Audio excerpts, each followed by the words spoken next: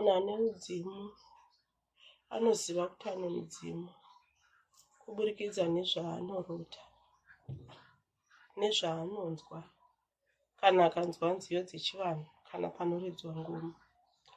Munhu ane mudzimu anogara achinzwa kuti akasiyana nevamwe vanhu, anogara ane maonero akasiyana neevamwe vanhu. Kana munhu ane chivanhu anotanga aine vanhu vakawanda padhuze naye, opedzisira asara ega akuona zvakawanda uye akunzwa inzwi richimuudza richimutungamirira.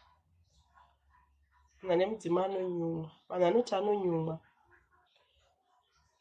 kungokaruka atochinja nzira ozonzwa kuti munzira imomo maita akisidhendi.